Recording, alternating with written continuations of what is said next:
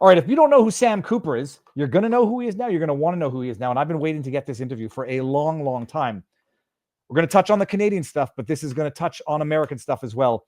I'm going to let Sam introduce himself, actually. Sam Cooper's an amazing Canadian journalist, one of the last of the true journalist kinds. Okay, that's it. That's all I'm going to do now. Add to stage. Mr. Cooper, sir, how goes the battle? Battle's going well, and I'm really glad to meet you. And when you say this is going to be about Canada, but it's also very much about the United States and what's going on in the world. Well, it's amazing because I think this is going to open. I think everybody who watches this channel, although there's a lot of new people, know the degree to which the Trump tariffs, or at least the Trump concerns about the border, were not pretextual in any way, shape, or form. They rely on the same talking points they get from the media here. Only 1% of fentanyl is caught from the border, so it's not a problem. But we'll get into all of it because you are, I mean, I won't say you're one of a handful of true journalists left. Tell people who you are. Yeah, so I've been in journalism for 20 years. I was thinking about going down your path of being a lawyer when my undergrad at University of Toronto. My family's been in Canada for a couple of generations. My parents went to U of T. Now my young son has just entered U of T. I did my history, philosophy, and English. I was going to be a lawyer. And then I just said, yeah, I didn't like what was going on in the OJ trial so much at that time. Why don't I try to be a writer? But I can bring in, the fact finding, the love of truth, the rigorous research, and try to find the biggest, craziest, interesting stories in the world.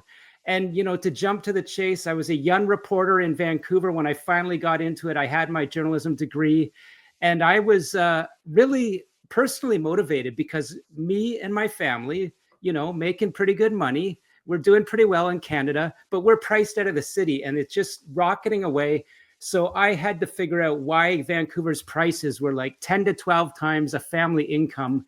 You remember the US subprime crisis, how the American dream was stolen from a lot of people, through subprime, dirty loans, etc. I discovered, to jump to the chase, that Vancouver's housing prices were materially supported by offshore money laundering, narcotics funds pouring in from China and laundered through Canadian government casinos, Canadian real estate, to the point where, this is a decade ago where I started this journey of understanding what's behind Vancouver and Toronto's real estate prices. Now I can say trillions, over $1 trillion has been laundered through Toronto and Vancouver real estate through what came to be known as the Vancouver model of Chinese transnational money laundering. And that was a phrase termed by a professor who started looking at my work at the Vancouver Sun. And so that's the quick intro. I'm a journalist that I think it's important to say I was motivated by why myself and young people, hardworking Canadians, tax-paying Canadians, were being priced out of cities. And I was at the start of a curve that I believe is now the driving issue in Canada for young people. They believe they'll never have a home, and they're right, unless something deep changes. But so many places to go. I guess the last thing I would say is, look, I've always felt Canadians and Americans are two sides. We're brothers and sisters. There's a lot of tension going on now, but we can never really be separated. We're so close, and yet I do believe Canada, the government, has lost the plot. And the Washington, not just Donald Trump, but at a state level, they're deeply concerned that Canada, like the Caribbean, like Latin America, is being infiltrated by Chinese organized crime, Chinese state actors. And at the end of the day, it's an attack on America. Okay, it's wild, and you said a lot. I don't know if we want to start, present to Parcel back, it out. or back to present. For anybody who doesn't know, Vancouver, we talked about it yesterday. Vancouver is, I don't mean to, it's going to sound terrible. Mandarin is the second language. The Chinese population in Vancouver, it's always been known. It's never been an issue in the sense that it's the way Vancouver developed. You say it's closest landing point in Canada to China, to Asia. It's always been the property prices in Vancouver have always been wild. It's only been, so I'd say, more recent in Toronto, but explain that to us in terms of how, say, the Chinese money ended up owning so much real estate in Vancouver, and and that interplay with the government, whichever government was in charge at that time. Yeah, so I will break this down a little bit more slowly. I moved to Vancouver in 2003. At this point, prices were already probably about $1 million per home on average. And Vancouver, the family income is down at like 60 to 70,000 at that time. This is not like San Francisco, New York, Boston, an American city with like really strong financial economy, right? Vancouver, it's a really beautiful looking place. But I discovered to break it down very simply, from the late 80s and 90s, major funds start flowing in from Hong Kong and China. These are, really Hong Kong tycoons bought up the city. And, people didn't have a big problem with that. No one was digging too deep into the real nature of that money. But I discovered through years of work that these Hong Kong tycoons are the very same people that are just getting the boot out of Panama now through the State Department saying, and Donald Trump saying, we can't have Chinese businessmen that we know are working for Beijing, and we know, whether they say this or not, Marco Rubio, we know are working or are organized crime. They can't control that choke point of Panama, if God forbid a war happens. So this is what was happening in Vancouver from the late 80s. Man named Li Ka-shing, again, Hold on. key to Panama, bought up 20% of Vancouver, and it goes from there. His name is Ka-shing. I mean, I'm not even making fun of the. You gotta reverse it. So last name first, Li, Li, Ka-shing. But Ka-ching, yeah, he makes a lot of Ka-ching. This is the richest guy in Asia. But the key thing here is, that my work showed, he's rich partly because he's working for the Chinese Communist Party, and the allegations in documents. I know I'm talking to a lawyer here. Western intelligence. There's no secret. You can find it in congressional hearings from the U.S. military. Mr. Li Ka-shing, who, by the way, again, 20% of Vancouver, he buys it up to develop in the late 80s. He is connected to Chinese military and allegedly what are called triads of Hong Kong. So that's one of the most powerful transnational crime organizations. And let me just jump up to the future. I went from the 80s, 90s, to 2010s. By then, by 2010, I had determined that about 30% of every real estate dollar spent in Vancouver is coming through what's called underground banking. And so this is how people get their money out of China, essentially by going to Chinatown, anywhere in the world, and Vancouver's got a huge one, taking out a loan and a cash loan and laundering it through casinos and real estate. The trick here is this is drug cash. And there are these underground banks around the world. But that's the Vancouver story that I just dove right into until no one else understood this better than myself. I guess fundamental question, why the initial investment in real estate in Canada? Is it to get money out of China into foreign lands where they can, I don't know, either launder it, or is it a long-term military objective to infiltrate and take over Canada as of the 80s? Or is this just criminal money trying to get it out of China so that they can dispose of it in foreign countries? That's a lawyer's mind question. And there's two things going on. Canada's FinCEN, it's called FinTrack, says this is a symbiotic trade. In China, the communist firewall, you're only supposed to take out $50,000 per year. That's their capital control. But as you know, corruption is completely endemic in China. To get to the top, you're taking bribes, you're working through organized crime. And so to get around that, if you're ultra wealthy in China and you want to get some money into Vancouver, Boston, Las Vegas, Los Angeles, again, you make a deal with a gangster in the city where you want to land. Let's focus on Vancouver. You say, I want to get $1 million out. I can't take it from my bank in China. I'm going to show up outside a casino in Vancouver. You're going to give me, $1 million in cash, and I can launder it through that Canadian government casino because the government doesn't care. They're in on it. I gamble that money. I get a check out of there, or I get my cash back in nice, bank rolls. I can put my down payment on my condo. They also don't do due diligence in Canada for the real estate. Remember, you're in Florida. This is like Miami Vice, 1980s, all the Latin American money pouring in. Same thing in Vancouver, but it was all China. Let's circle back. You get that $1 million drug cash loan, gamble it, and you pay back in China, where that organized crime entity also has banking. And this jumps into, once you pay back, it pays for the fentanyl precursors. More fentanyl comes into North America. They collect the cash, repeat the cycle. So this is what's the Vancouver model of real estate. And I'm saying 30% of should be about 30% of the real estate market is supported by that money from China that's coming through underground. Holy, is it now? Is it commercial, residential, or a mix of both? It's a mix of both. So remember, I'm talking about Hong Kong tycoons buying up lands in the 1980s. They're developing condo towers, and they are, they got rich by being involved in organized crime, point blank. This gets back to your first question. Is it just a way to get money out of China, or is it a strategic way to get a foothold in Canada? Look, Western intelligence believes that this is a strategic play.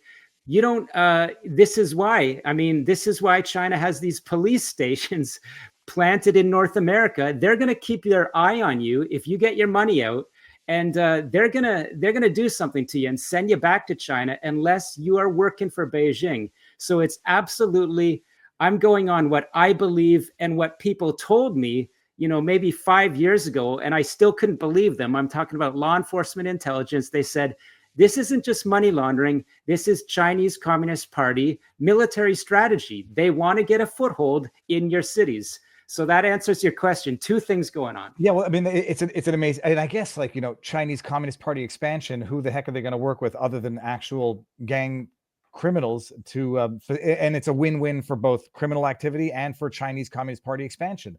Absolutely. Like in terms, I don't know what the rules were in the 80s and 90s. Now, I presume there's a little bit of verification as to where the funds are coming from. In terms of foreign nationals or even foreigners buying up real estate in the 80s and 90s, was there any regulation on it whatsoever, or minimal? It was just pure Wild West in Vancouver in the 1980s and 90s. It was my work. It took until 2017 when I broke the story of the Vancouver model. This launched a commission into money laundering, which as a Canadian, when there's a big problem, they call a commission, they table all the documents and nothing happens. So the problem has gotten worse. Here's the key. Casino money laundering, a data point from that money laundering commission, 1.4 billion in cash was laundered through British Columbia, Canadian government regulated casinos in 1 year. 1 year. And that is just, of course, the tip of the iceberg of real estate, which is the bigger piece. And Canadian banks are deeply involved. And I'll tell you this, because I could ramble on for a while, but this is very interesting and key. During the pandemic, when the Canadian government casinos are locked down, Chinese organized crime shifts and evolves. They open up their own underground. They're not underground. They were mansion casinos. So imagine in the United States, in a state, you've got a 50-room mansion that everyone can see it. Chinese organized crime was running these illegal mansion casinos in broad daylight. And so while those government casinos are locked down in the pandemic, they're evolving that way, and they're laundering money directly through Canadian banks. They're using the same people. They would hire students to walk into casinos with that cash. They would hire students to front bank accounts. And so this continues to happen to this day in Canada, in our major banks. And I believe, and I can tell you because I'm conversant with officials in Washington, they're not worried about a backpack of fentanyl, coming across the British Columbia border into Washington as much as they're worried about how Canadian banks are used at scale. So your question was, has it changed? Has it gotten harder? No, our Canadian banks are used in a more sophisticated way to launder multi-billions of dollars. Holy hell, Sam. Okay, now I got a lot of questions. There was a story recently. When was it that it was a mansion casino, like you were talking about? There was a political scandal to it, where there were politicians involved in going to this house in, I want to say Thorn. Was it in Toronto? Close to, it was in Markham. So this is, just a suburb of Toronto, ultra wealthy, pretty high population of Chinese mainland migrants. And yes, I did a number of stories digging deeper into the nature of that mansion. What the Markham or York Regional Police say is this was a facility to abet prostitution. It was a facility to abet funds for drug trafficking, to launder funds. And the real key here, there it is. Look, this is broad daylight in Canada. This is a mansion. I mean, talk about wow. Every time I look at that, you can see some gangsters there. There are other pictures where you got Canadian police geared up like they're the Mexican army going in for a raid. And that really makes sense, because this is called, what's running this show is called The Company. This is a network of the leaders of global triads set up in Markham, Ontario. They were running prostitution there. They were running just tremendous money laundering. And my information showed Canadian intelligence was interested because Chinese officials were there allegedly trying to corrupt Canadian politicians. This enrages me more than anything, because despite appearances, I'm a very, I don't want to say kosher, I'm a very simple person. The idea of these, gambling debts, hookers and prostitutes, and the shit that they have on Canadian politicians, because I remember at the time that they were saying the list of frequenters of this place involved Canadian politicians. Some people say, well, it's just the bumping elbows with the rich donors, or it's a freaking blackmail scheme that you get them in there, much like Epstein's Island, but on a smaller scale. And you own these politicians in Canadian Parliament to not ever address this problem. Do we know who the politicians were that were involved in this? Well, I'm afraid at liberty to say, due to legal things going on in Canada, but there were a number of reports there. And what I was searching for, it reminds you of Great Gatsby, right? When you look at that mansion, but it's the Chinese intelligence and organized crime version. This is how they get their hooks into the elite of Toronto and Canada. And look, I reported, based on Canadian government sources that came to me, they said, York Regional Police captured videotapes inside the mansion that raised the concern that Canadian politicians could have been exposed to activities with women, and that this could be a scheme of the Chinese state to, as you say, get their hooks in and leverage. Call it a mini Epstein Island, an intelligence play involving Chinese organized crime leveraged by Chinese intelligence. So yes, this is what I'm told by, your American, viewers won't be as familiar with the scandal that broke in Canada about China interfering in elections. I'm the one that broke that story, and the same people that brought that story to me, because they knew that I understood the Vancouver model and how China is using crime. They said, look, there's more to that Markham story, and it's about China using organized crime to corrupt Canadian politicians. Well, we're going to flesh it out, because I've covered the story, but we've talked about it on the channel, China interfering with the Canadian elections. Can you flesh it out exactly what happened? I mean, there are, the superficial elements of busing in Chinese students. I don't know if they were there to vote or impact the liberal, I don't know, call them primaries, but can you flesh out the Chinese influence and how it did impact or interplayed with elections? Yeah, so the big story that I broke before I started my own platform, The Bureau, when I was with Global News, a national broadcaster, was that in the 2019 election, Canadian federal election, Canadian intelligence based out of Toronto discovered that China's corruption networks, which are called the United Front Work Department, working through the Chinese consulate, leveraging local so-called diaspora community leaders together with Canadian political candidates and their staff, were involved in a clandestine election interference ring. And this came from documents that I read and reported on.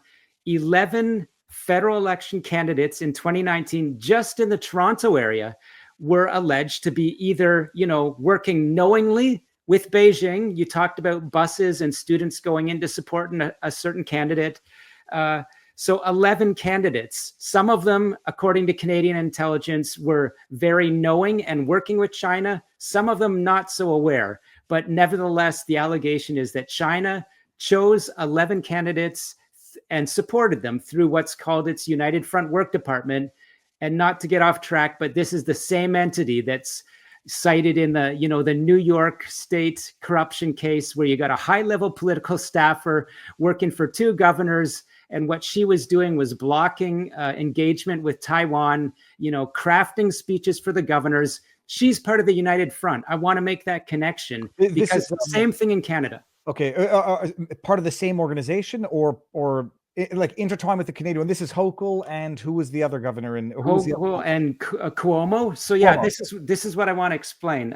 Xi Jinping has something called the United Front Work Department. Again, they have interlinkages with immigrants around the world who they call overseas Chinese, and they actually believe they have communist, loyalty to people, even though they're citizens of other countries.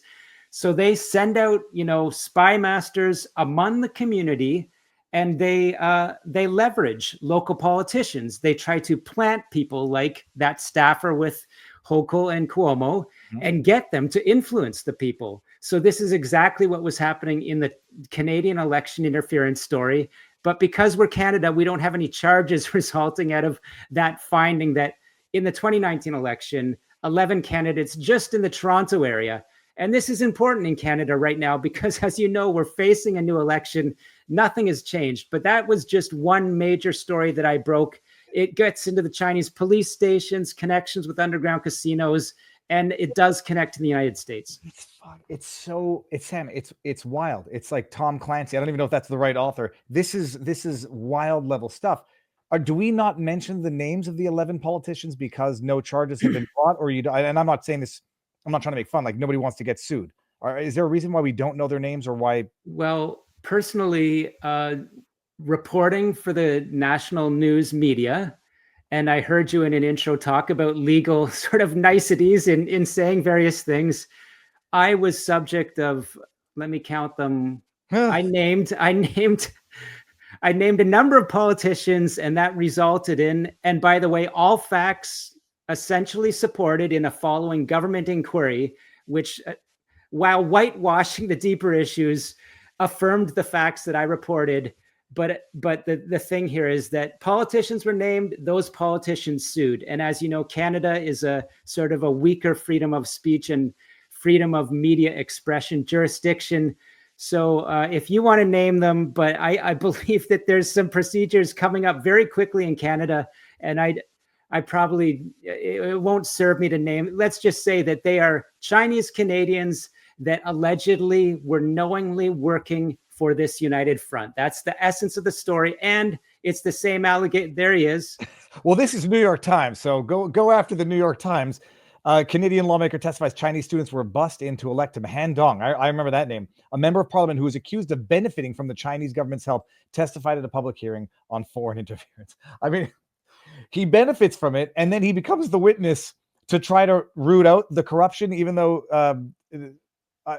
So this is the story that I broke. Mr. Don strongly denies the allegations that he was aware that Chinese proxies allegedly bussed in Chinese international students into a Toronto riding in 2019 to support him in the nomination, or primary, if you want to call it, to make him the candidate to run an election. And the key thing here is that Canadian intelligence says you don't have to fix an election in Canada. You just have to pick a riding that you believe is going to vote, Democratic or Republican for Americans, conservative or liberal Canada.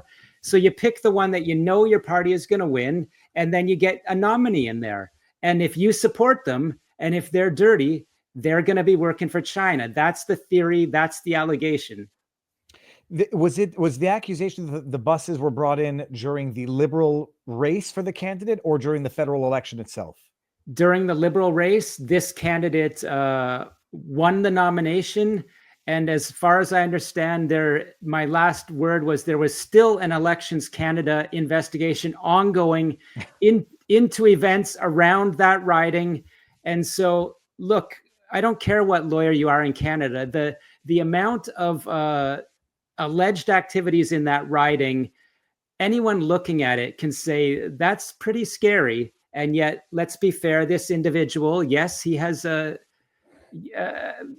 used his right to file a lawsuit and says he had no involvement in any wrongdoing. Well, and I mean, everybody who's watching, because I talk enough about Canada that they know that, you know, the judiciary is in lockstep with the government.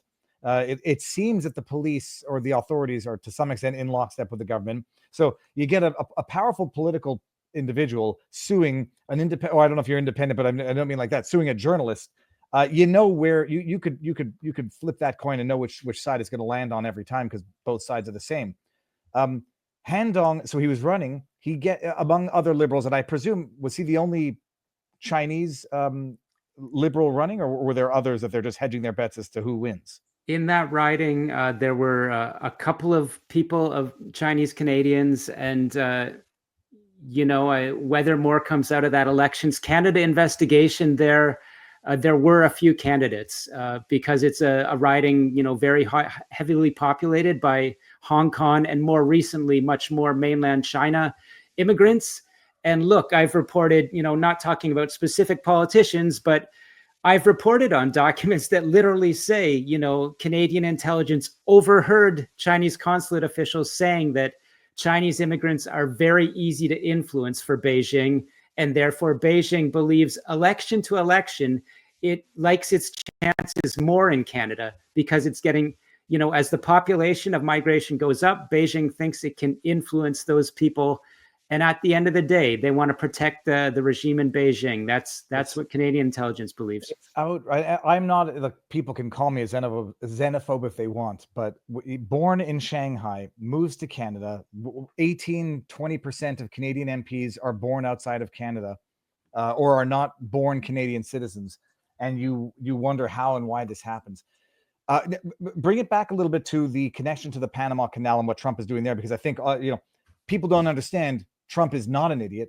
He knows more than most people when he makes certain decisions or makes certain statements, and he makes very few mistakes on purpose. Sorry, by accident, I should say.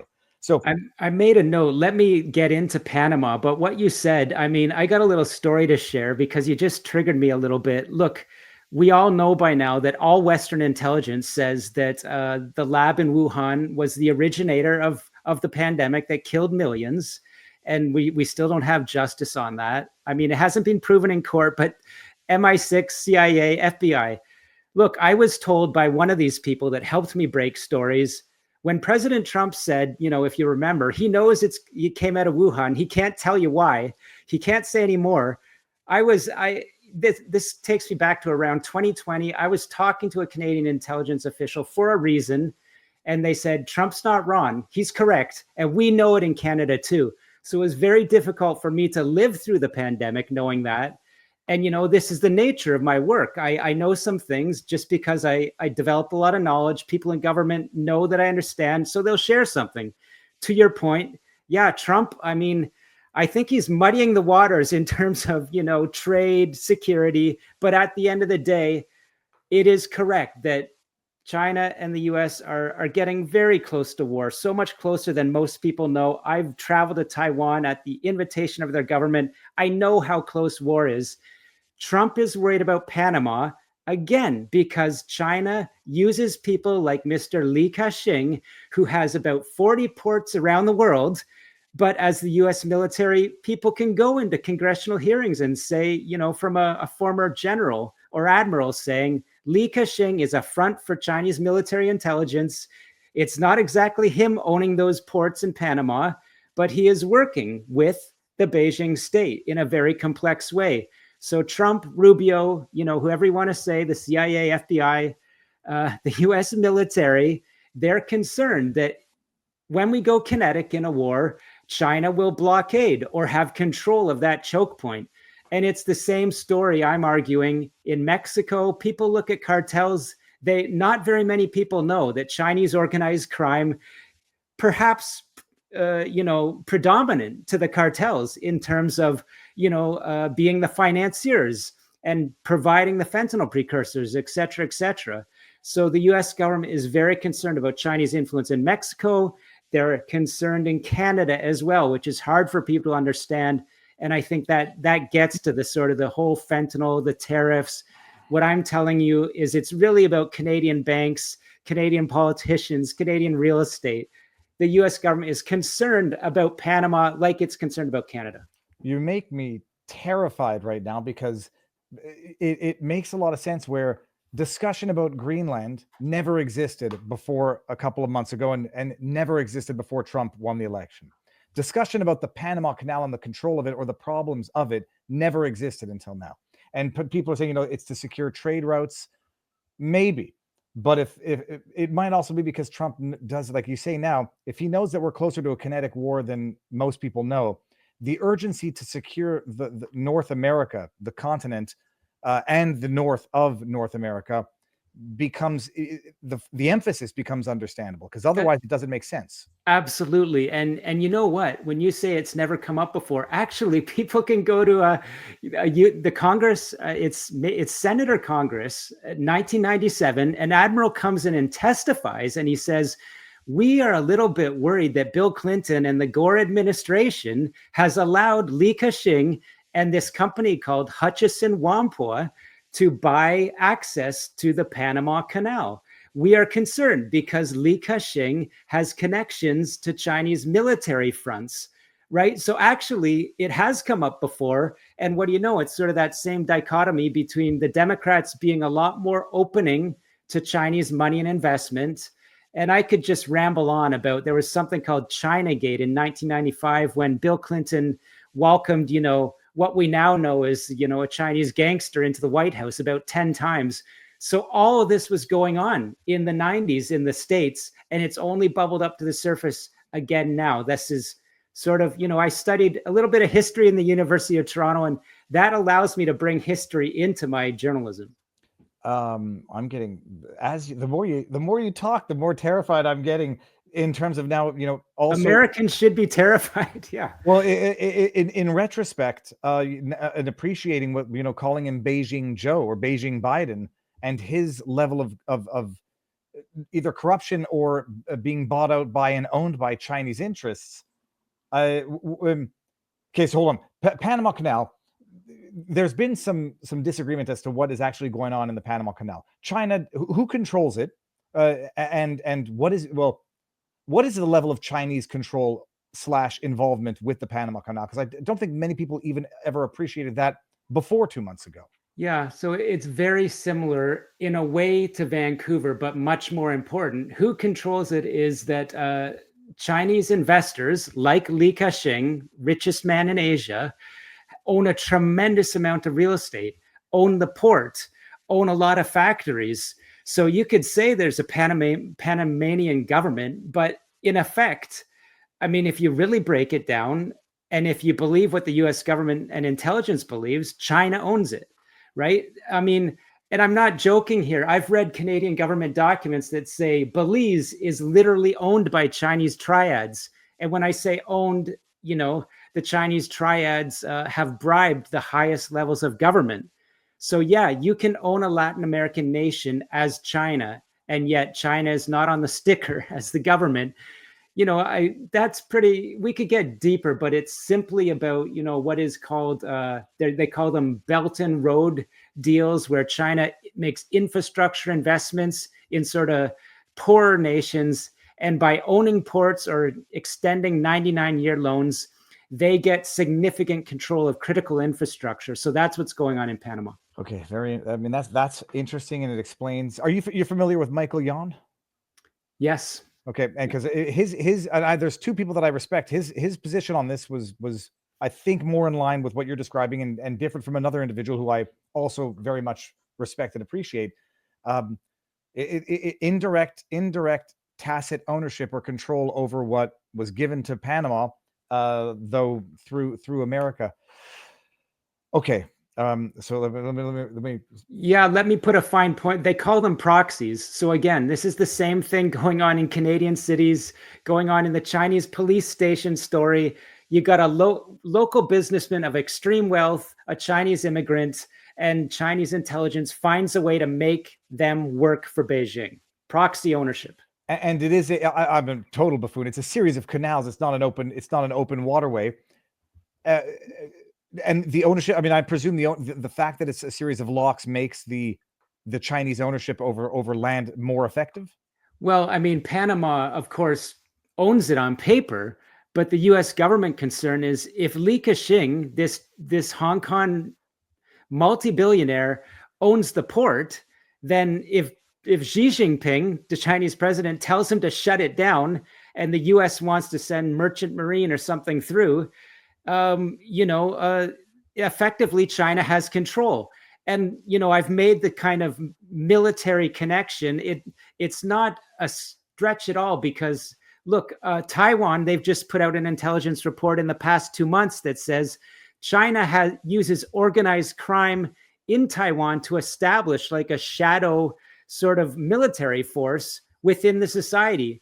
So if a war happens, China will use organized crime in other nations, especially ones like Taiwan. Holy hell. Okay. Now bringing it back up to the north and bringing it back up to Canada, the Chinese police stations, which were reported on, denied by legacy media to some extent. The purpose of these police stations, these are effectively to blackmail, extort, surveil Chinese Canadians or Chinese people who are in Canada, or even Chinese Canadian born Chinese who have family back in China, in order to coerce behavior in Canada by threatening family abroad? Absolutely. This is like really in my wheelhouse. So I'll tell you this. You showed that picture of that Great Gatsby mansion in Markham. Look, my proven intelligence sources say the Chinese police station story in Toronto can be connected very clearly to that casino mansion. That is, people with interest in the mansion are the same so-called wealthy local Chinese businessmen that are involved allegedly in running the Chinese police stations. And so how that works is, you've got a wealthy guy that owns a grocery store in Markham. That grocery store can be turned into an unofficial Chinese embassy, literally. And so you got a Chinese intelligence official will travel in, talk to the local gangster, say, we want to yank this guy in that's criticizing Xi Jinping on Facebook, or, is, raising a ruckus about what's happening with the Uyghurs in Xinjiang. You can pull him into your grocery store, let him know that we're interested in questioning him. And so that's a way for the Chinese police state to operate on Canadian soil. And, as it's happening in New York State, exactly the same way. A lot of it involves migrants from the province called Fujian, which is, just a very gang-infested Chinese southern coastal area, which interestingly is right across from Taiwan. I'll tell you one more example here in the police station file. Montreal, they had one of these so-called police stations, and I kid you not, it was a community service center supposedly for giving, services to Chinese migrants to help them adjust to Canadian society. They were getting Canadian government funding to do this, and this was one of the alleged Chinese police stations. So they're gathering, identity data from Canadian citizens, but really they are Chinese police. So it's just an incredible intelligence operation, right? They're on Canadian soil, getting money from Canada to quote unquote provide services, but they're really gaining intelligence from those people they want to monitor. Why? I mean, it's just going to be the stupid question. Why isn't the government doing anything about it? Is it lack of means? Is it already adequate in infiltration? Is it fear? Is it a combination of all three? Like, this should be relatively easy to remedy. This is quite clearly an issue of national security. It's quite clearly a known problem, a documented problem. Why has nothing been done at the government level? Right. So I would point to maybe 2 or 3 points. One, the United States, as you know, has a FARA, a Foreign Agent Registration Act. Mm-hmm. And each and every successful prosecution so far, they're in New York State, they hit these local proxy Chinese businessmen and say, we got we got text messages between you and this Ministry of Public Security in Fujian province, arranging to run the police station, arranging to go harass this guy on Long Island, or, we've got a tape of the guy that you were talking to, kind of like walking up to the door, painting it red, leaving, threatening letters that the Chinese police want to send this guy back to China. Look, the United States can prosecute him by saying, you were working for China because we got your text messages. You're saying you're doing it. You're getting paid, you're getting benefits, but you didn't register as a foreign agent. right? So it's just an easy slam dunk case. Should be. In Canada, we don't have that, right? And as you know, I mean, Canada also has a Charter of Rights, which is supposed to be, very good protection against government overreach. But my work shows it's used by, Chinese, Russian, Iranian, lots of bad people working for foreign governments have protection against, prosecution. The other thing, as you said, is this kind of like, is the fix in? Look, I can tell you that speaking to this Montreal CCP police station, a key Canadian senator has stood in front of there and said, Canadian police, I support these poor people suing you because you haven't proven your case and you're now discriminating against Chinese Canadians. This is a powerful Canadian senator named Yuan Pao Wu, who, by the way, is very, supportive of all Beijing's policy and talking points in Canada's House. So does that indicate that Canada's government isn't really behind, prosecuting there? That's only one example. I could point to a lot more kind of smoky cases like that. I want to make the lighthearted joke that I presume you don't eat in Chinatown restaurants anymore. Like if they have spies who are out or agents out, I presume they might not like you too much. I'll tell you. I mean, I've shared this story before, but I personally not a fearful person. I have some security measures and some training, etc. But I was in 2023, after I broke the story of the Chinese interference in police stations. Canadian National Security Police visited me and said they had learned about a threat towards me. I'm still here and I'm still, doing my best to protect Canada and maybe get some real laws in place, because I don't think Canadian journalists should be getting those types of threats. And I did get one, but I'm here. No, look, I think the Canadian journalists don't get it because they don't do the work that you're doing, because they seem to be working and financed by the very same government that's infiltrated by the very people you're investigating. Hold on. Is this as endemic to the Conservatives as it is to the Liberals?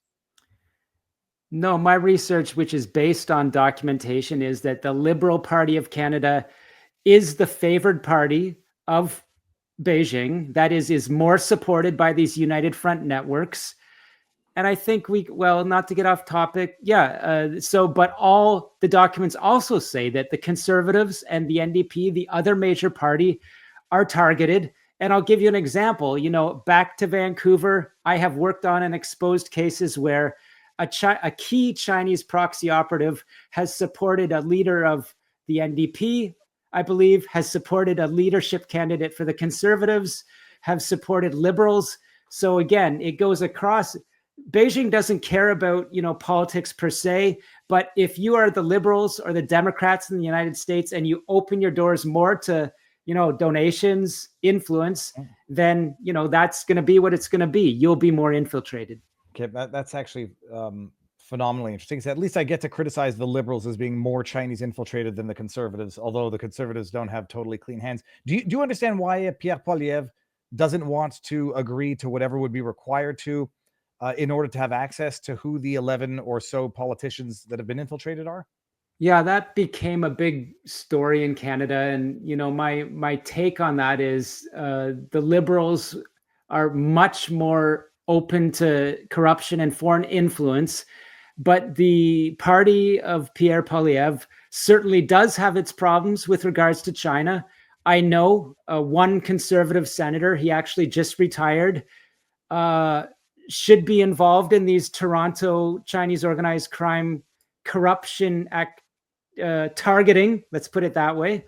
And Mr. Poilievre, certainly, if he gets the security clearance, he is going to learn of some concerning cases with regards to China, India, and other nations in his party. Having said that, it's my belief that the Conservative Party has more concern for security with regards to foreign interference, but their hands are not clean at all. Okay. And what were the terms that Pierre would not agree to in order to get the clearance?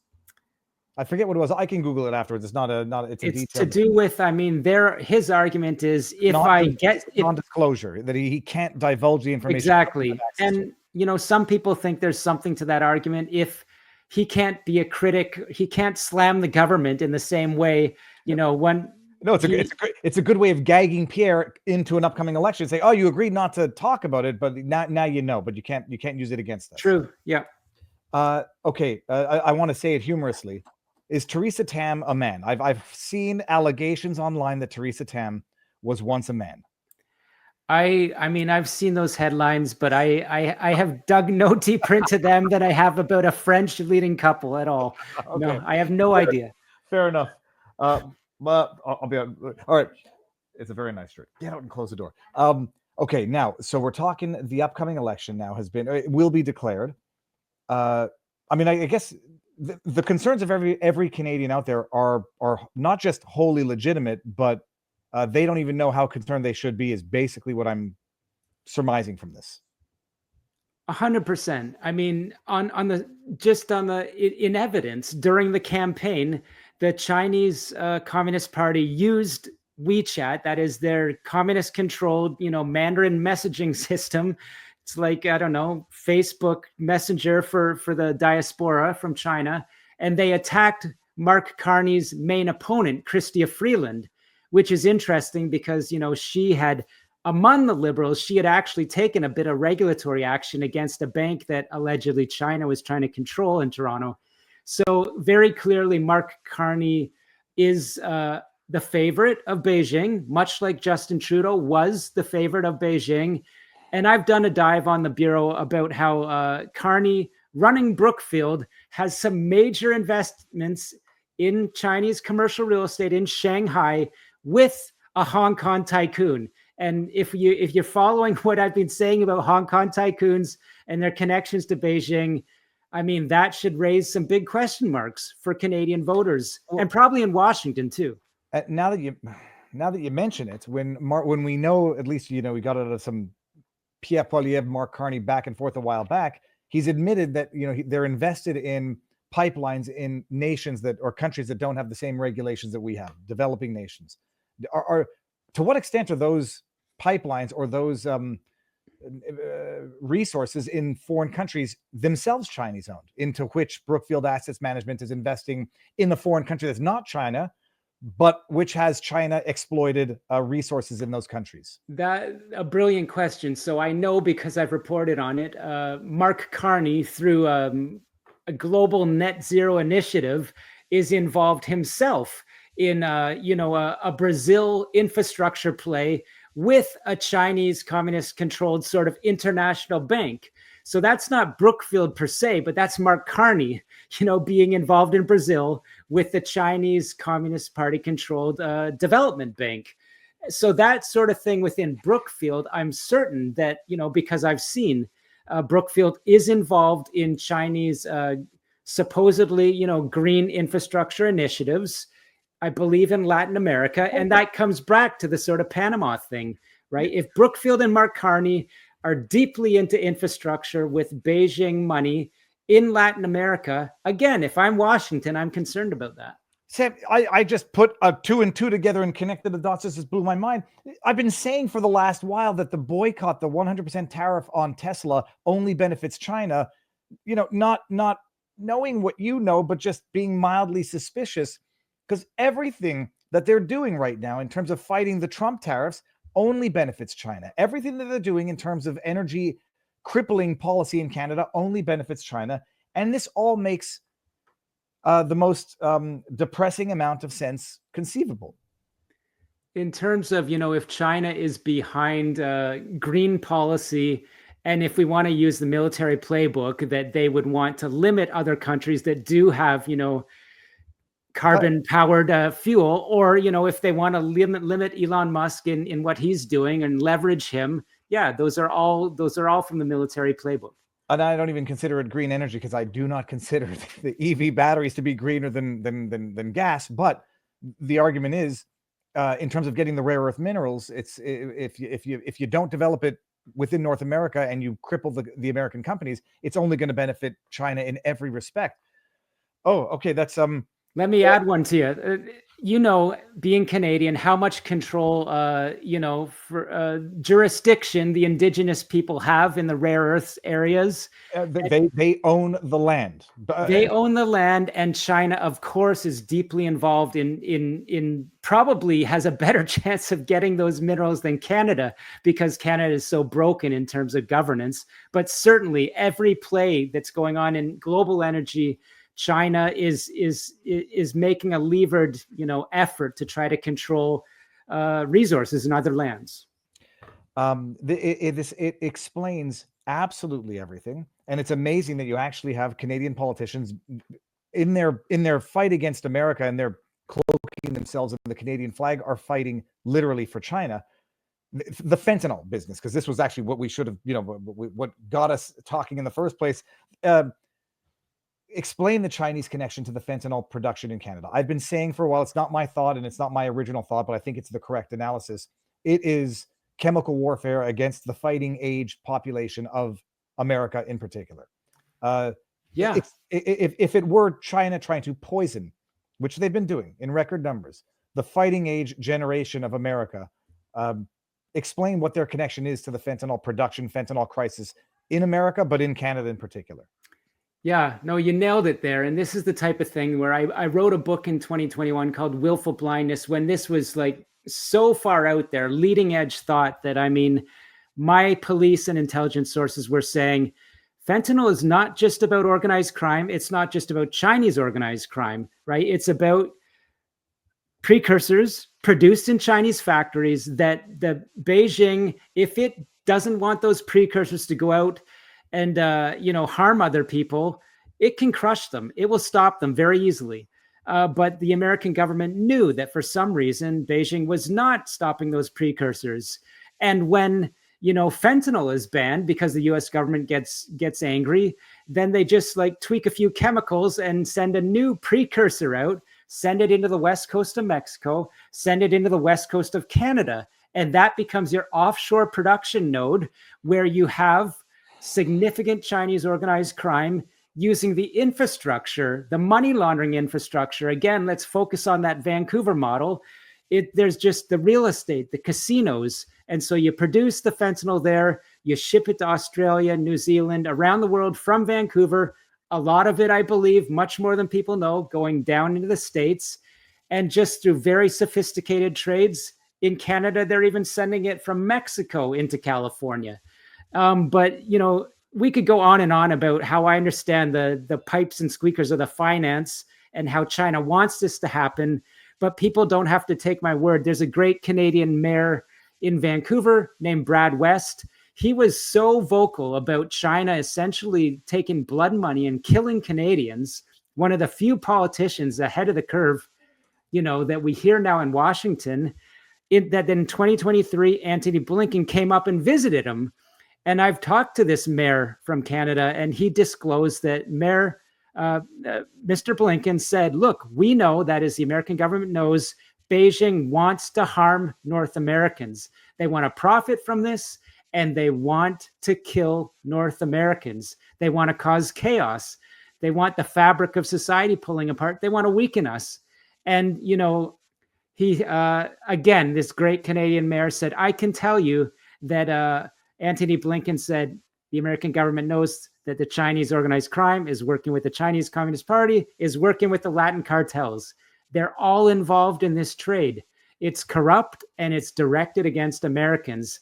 The one more thing that blew my mind, you know, when we talk about why is this happening in Canada, Antony Blinken said that U.S. government was losing confidence that Canada had the capacity to crack down on organized crime and fentanyl, and to the point where Americans who have great intelligence were holding back what they knew in Canada because they were concerned about corruption in Canada's enforcement and potentially government. So just all kinds of mind-blowing things, but the most that China wants to kill Americans. No, but that America has intelligence on Canada that it can't or doesn't feel comfortable sharing with Canada because of the degree of corruption they might be disclosing to their adversary, the compromising information that they have on their adversary.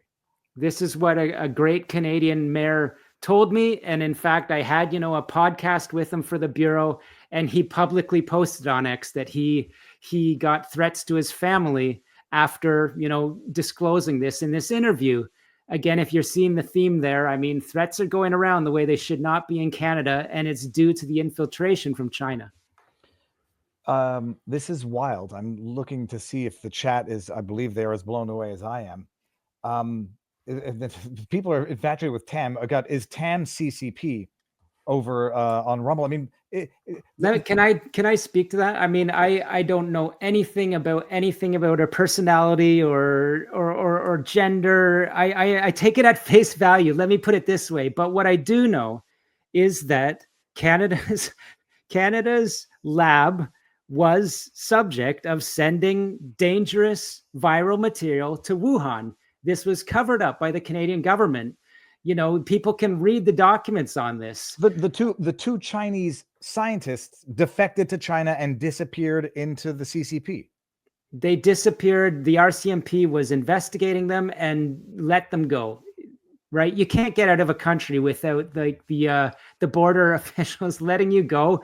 So that's just one of those ones that makes you say, okay, I mean, China had a deep influence in Canada's level 4 lab. None of this is controversial. China, using these Chinese Canadian scientists, was sending Ebola materials to the same lab that the CIA and everyone else now says was involved in bat viruses. One of the Canadian scientists, the one that got away and went back to China, she was involved with the American controversial researchers in the bat virus research. So no one's saying that the virus came from Canada, but they are saying that this woman in Winnipeg that escaped Canada was working or helping that Wuhan project, not sending materials. But where does this come to Theresa Tam? Look, as a diligent investigator, I did what's called access to information requests on what happened in that lab. And I found that Theresa Tam, head of Health Canada, signed off on one of the travel requests for this Dr. Chu in Winnipeg to go over to Beijing. And, if I really knew, I'm not saying that Theresa Tam knew what this Chinese spy in Winnipeg was up to. I'll say what I'm saying is that she signed off on a trip that quite clearly and evidently was for this Canadian Chinese scientist to meet with intelligence handlers in China. So why is Theresa Tam not answering questions about that? I mean, I'm not saying she's wrongful there. I'm saying, well, should you have known better? I want to just do a double check one thing. Theresa Tam, born in British Hong Kong, our head of the COVID task response team. It might also explain why Justin Trudeau was donating our PPE to China in February 2020 before COVID was coming to Canada. Holy hell, Sam, it's worse than anybody can possibly imagine. I like when we're having these conversations with a good legal mind, a great legal mind that can parse it and say, I'm seeing this. When we're going through it, these are all facts. It's all documents. And as I speak, it's like, wow, it sounds crazy. And I talk to people in government and they say, when you see the scale of what China is involved in North America, you don't have to believe in conspiracy theories. It's a conspiracy. When Pompeo says they're inside the gate, he's the former director of the CIA. He knows, right? And so, yeah, this is a deep effort to undermine the United States, and China is preparing to take Taiwan, potentially by force. That's what it's all about. They don't want America to be able to combat that. And they want to get at America via Canada by infiltrating Canada. What's the level? First of all, how much time do you have left? I got a few more minutes. Yeah. Okay. What we might do in 2 minutes, we'll go over to locals because I'm gonna launch the next person in and we'll take some questions there. Chinese ownership of Canadian real estate is one thing. Chinese ownership in natural resources in Canada is another thing. What's the level of Chinese involvement in Canadian mineral companies? Well, this government, I mean, the still liberal government for the past 10 years has pretty much turned a blind eye to Chinese investment in mines in the north. There's some very controversial ones that occurred. I know for a fact because way back when I was a younger reporter in 2017, a State Department official took me for a coffee and said, we essentially had to twist Canada's arm on a few of these, saying like, you cannot let that satellite or that resource company come in here, because that is a pure Chinese intelligence play. And, the Trudeau government was letting it happen. Probably, I don't think they're that stupid. I think there was corruption going on. Same thing with Huawei. So resources, I don't know the exact footprint, but I know that through like shell companies, proxies, land ownership around, resource plays that are around, critical infrastructure, it's going on at scale in Canada from China. And I'll tell you, a real expert that wrote a book, he came from, a Canadian military intelligence background, worked for the Canadian police and intelligence. He said, it's not infiltration, it's saturation of China in Canada's infrastructure, critical institutions, saturation. You've never been on Rogan?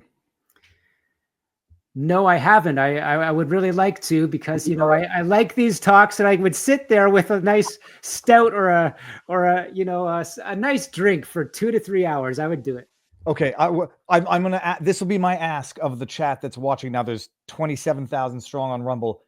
Tag Rogan, and you need to get on Rogan, because this is an attack on America, and I won't.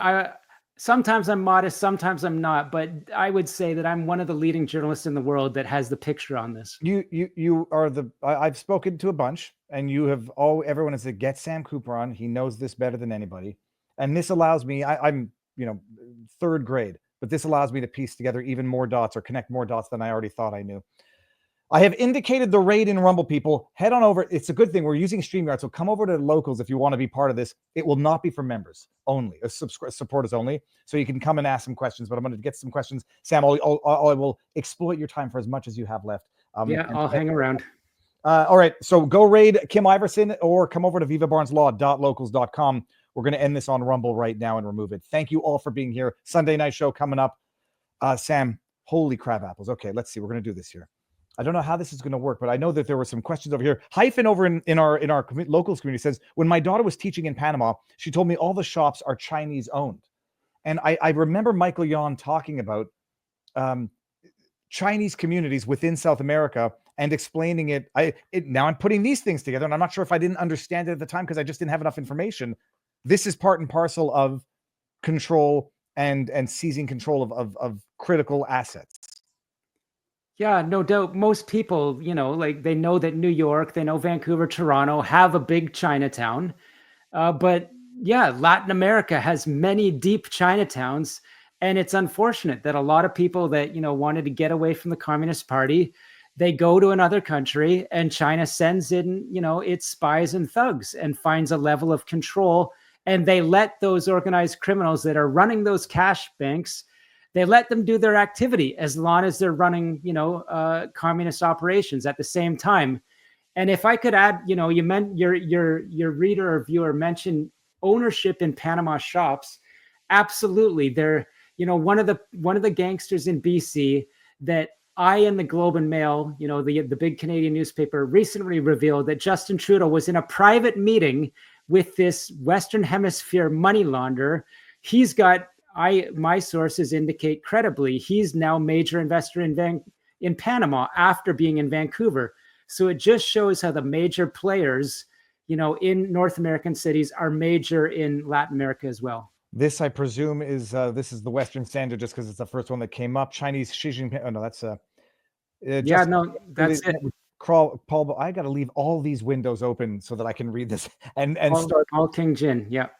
Okay, Wild. There's a question here in our locals community, and it says from Roostang: does Sam think or know that Trudeau and his inner circle is seriously compromised, and that China has been exploiting them? I think we've gotten to the answer of that. This is from Sam. He says, the old saying, never fight a war on multiple fronts. Well, if that's the case, how is it that China is so set on putting pressure seemingly everywhere all at once? Why are they doing this? Keep going back to Michael Yon's reporting, pointing out China's reach into social terraforming and creating a narrative that anyone has historical Chinese lineage. So many global issues seem the global initiative by China, plus China only has 35 plus years until they lose the bulk of their workforce. There's a real reader. I mean, a lot of points I would agree with, like so many pressure points. Again, it's about how China has 1.4 billion people and major diaspora communities around the world. And they've got the most expansive intelligence, foreign intelligence in the world. So they can implant within those communities and through thuggishness, implant a level of fear. This is what the Chinese police station story is about, running kind of like off the books consulates on foreign soil. And the community knows that the gangsters in town are working with them. So there's a level of fear and control. And the reader said something about, implanting that narrative that even though you're living in a foreign country, you probably went there for democracy or a better life. In Beijing, they call you a child of the Yellow Emperor. Extremely racist ideology, and that's what they're pushing. It's amazing. What do you think about the argument that this is payback for the Opium War? I've heard a lot of people float it that China has a long memory. They're playing a 4,000-year-old culture war against a country that's a couple hundred years old, and against the people that don't have that cultural heritage of 4,000 years of history. I mean, any not truth, but do you lend any credence to that? Or I do. I do. One of the best quotes I got from Willful Blindness was from an extremely intelligent police officer. And they said, what's going on with the fentanyl in Vancouver is the opium war in reverse. And I was like, wow, that is such a great way to put it. But it made sense because, in my deep dives into Chinese investments, in Canada, you can see that cultural message of the so-called, 100 years of humiliation that followed the British Opium Wars, where they kind of waltzed in with a few soldiers and captured China. And the population, was just so devastated by drugs. I do feel that the Beijing communist narrative that's drilled into young minds is we were humiliated, but now it's time for China to rise. So I do think at an emotional level, it is payback. It's wild. Critical thought over in local says, Viva, is this the correct doctor? Dr. Xiangku Qi was found to have connections to the Wuhan Institute of Virology involved in sending the Ebola virus to China from LEO search. Absolutely. That's her. And you can find the picture on my website of her standing beside the notorious Peter Daszak and Ralph Barrick in front of the Wuhan Institute. Yeah. So is the problem with this not that it's I'm almost on the side of defeatism. Like I appreciate now what Trump is doing, and I appreciate when the absurdity of people saying Trump is working with China. Now I understand. I believe China released the virus to frustrate a Trump re-election. Do you think that that's an untenable position? I can tell you this. I have had face-to-face with intelligence, again, officer during the pandemic, gave me the troubling knowledge that Trump was right. So I lived through that knowing that open source was telling me it very likely came from Wuhan. And I lived with the thought in my mind that could they have purposely done this?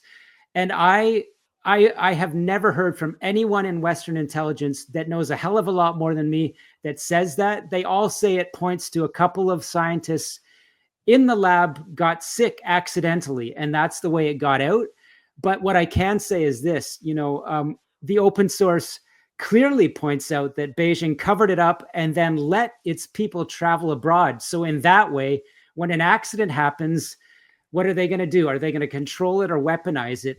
I think there's a good argument that they weaponized it. And so it's interesting now that you have all these Western intelligence agencies leaking, reports, and it makes you think at some point, is a government going to just come out and say, okay, reparations, we can't say you purposely did this. You had an accident, you could have stopped it, and now you got to pay us back. No, it was, I recall us talking about at the time where domestic travel was restricted in China, but not international. Exactly. And you have, who was it? It wasn't Hochul. It was Nancy Pelosi, another one who I believe was infiltrated by Chinese spies, saying, don't be racist, go hug a Chinese person. I mean, this is bringing it back to Theresa Tam and her arguments, or whatever the government of Canada does. It takes me back to time when I was thinking, why are the airports open? Why, right? Like, it's not xenophobic to say, yeah, borders are there for a reason. I'm sorry that there's an accident in the other part of the world, but we have to protect ourselves. And the people up there in positions of power in healthcare in Canada were saying, you're pushing a racist narrative that this, the even just saying that, China, some accident happened there, even if it wasn't in the lab, they were saying you can't even say that anymore, right? So there, I do think that those type of people, they were either very stupid or very influenced, I think. I'm going with influenced because I'm not particularly smart, and I was I was noticing it at the time, and I'm not influenced. It was in Canada. I remember going to Chinatown. They were holding like a Chinese New Year celebration shortly afterwards. I have to refresh my memory on the time frame on this. And like, it was not only racist to not, you had to celebrate China while denying the possibility that it came from a lab in Wuhan, China. Yeah, I mean, there were things that are said that are kind of insensitive, and there were, there some bad things happened. And we should never accept racism. But I remember my old newspaper, The Province, in the early days wrote China virus, and they got so attacked by the Chinese consulate boss in Vancouver, went on CBC and said that this is so racist. And in my mind, because I knew very clearly this is kind of like a Chinese information operation to suppress any reporting, whether crass or not, to link the virus to China. And, what do you know? Documents later came out that very same Vancouver consulate official has been involved in election interference. So there's media control, election interference. But back to the China virus. Yeah, it was a virus from China, and it was the China virus. The Carney connection is, are you going to, yeah, we're on locals, but this is still going to be for the internet forever. Are you going to focus on Carney? Like, I don't know what your political leanings are, and I don't really care for the conservatives policy wise much more than the liberals, but I believe Carney is absolutely corrupted, infiltrated, and in as much as people think he's not as bad as Trudeau, I actually think he's worse because he was advising Trudeau during Trudeau's premiership, and this guy's the globalist with the connections to all of the Chinese-run international organizations. Are you going to go hard on him in terms of? Yeah, I mean, I've already done 2 deep dives. The first one was I had never written a story on the WEF, partly because there's a bit of a taint around it, and I was like, I'll get to it because I know it looks like a pretty shady shop, and all these rich people, they're going to get up to bad stuff. So I did a deep dive, and I found again Carney through that entity was connected to the Asian Infrastructure Investment Bank. I talked about an infrastructure project in Brazil. So quite clearly through the WEF, Carney was linked to Beijing money, linked to sort of climate change initiatives. And so I did a dive on that. And, I did sort of one of these network charts. And what do you know? I was able to, in hindsight, predict a couple key players in his administration that I linked to him through the kind of WEF and related entities. I also did a deep dive into, again, his investments through Brookfield in China. And as I say, if you're a Western business person investing in real estate in China, it's you're as captured as Michael Kovrig and Michael Spavor are, because you're not getting out of that investment without some sort of give back. I'm gonna go hard on Carney because to me it's black and white, the level of who he serves by way of policy and by way of interest. Oh yeah. Did you look into the Tavistock thing with his daughter and the gender clinic in terms of whether or not she attended the gender side of Tavistock, and what I was piecing together some timelines there, just in terms of him moving to London, fraternizing apparently with Ghislaine Maxwell. The year later, he was, having a dinner with Prince Andrew after everything was well done and known. They're all a bunch of, as far as I'm concerned, sick perverts partying among each other. The only question is whether or not there's more to that than just a timeline. Yeah, I didn't, in terms of his child, I didn't look into it at all. Kind of gave me a little bit of the willies. There could be a story there. I didn't really look at it. Let's leave it at that. I'm more interested in his Beijing connections and his WEF connections should be predictive of what he will do in Canada. So that's enough right there. You know, I don't need to dive quite into the other stuff. I'll look at the big investments and say, who does he work with? What are his networks? Who will influence him? And, you know, where are his conflicts of interest? How will he serve Canada? And actually, Jim Balsillie said it really well. You know, as a great Canadian business person, nonpartisan, I'm nonpartisan, Balsillie said, look, Trudeau believes in everything that Carney does, but Carney created what Trudeau believes in. And Carney is just so efficient that Canada has gone like this for 10 years. Carney will take us there quicker, much quicker. And I actually do believe, look, I'm a Canadian patriot. I think it's a pivotal time. It's hit or miss with this election. I'm not partisan at all, but I've come out and said, we need a change of government now, or you might as well make us the 51st state, because we'll either be the 51st state, which will be better than a province of Beijing, which is what will happen if Carney wins 100%, and a province of, you know, Davos, whatever his interests are, will be Canada, not Canada. Amazing. There was one other thing. I forget if I was going to ask it. I'm going to put all of your links on the in the pinned comments so that people will be able to find you. We got to get you on Rogan, because this is I see the discussion going the exact same way as the other historians and other this would just blow his mind, because I don't think the people fully appreciate this.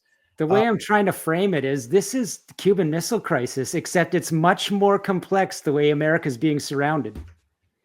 Hyphen says, I told you it came in October 29th via soldiers from Wuhan. Ask him to confirm. 2 planes of Canadian soldiers. They were isolated on the tarmac. No, from what, October. I can confirm. Let me tell you this. I have access to a person in the Canadian military that has shared information with the agency, CIA. I know that CSIS, Canada's CIA, assessed that, yes, Canadian soldiers, not just Canadian, soldiers in Wuhan brought the virus back. But they weren't, I don't think they were the first. But yeah, I can confirm. It's amazing. That's Hyphen. He's another well-versed member of our community. Sam, can we do this again? Let's do it again. And I just Canadians building the right bridge with Americans, because we're brothers and cousins, sisters. Like, we can't let this go. And I just love talking to Americans and Canadians that get America. So yeah, for sure. No, because I've been telling people that this. I'm from Montreal, but like, I've been telling Canadians that Canada has become a national security threat for America, and the tariffs are sort of almost not pretextual, but the tariffs were just really sort of the carrot to Trump's stick in terms of making Canadians understand this. And I always said he knows more than what people assume he knows when he makes his statements, which is why they seem so outlandish to people who just don't have the information. Wiretapped, and he knows a lot more than they can disclose. You mentioned Trudeau, and I'm quite confident that Trump would have awareness of some very concerning activities around Trudeau with regards to China.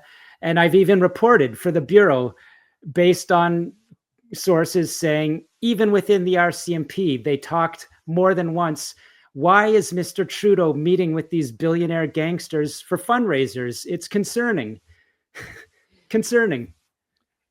Okay, let's do this again. Well, I will not abuse of the favor, but any time we'll do this again. No, it was awesome talking. I just we're rolling fast. You get it, and you're going ahead. I love talking like this. No, and my audience is well familiar with it. I'm not in the depths that you are, but it's superficial understanding. But now I get to justify the dots that I've been connecting. Stick around. You and I will just say our proper goodbyes. Locals, I will see you no later than Sunday, but probably this afternoon. And Sam, we'll talk, and I'm going to put all your links up in the pinned comment. I'm going to upload this to YouTube as well as a standalone, so the world is going to get this. And I'm going to go to Twitter afterwards and get Rogan to notice you. Sam, thank you. Locals, see you soon. Peace out, everybody.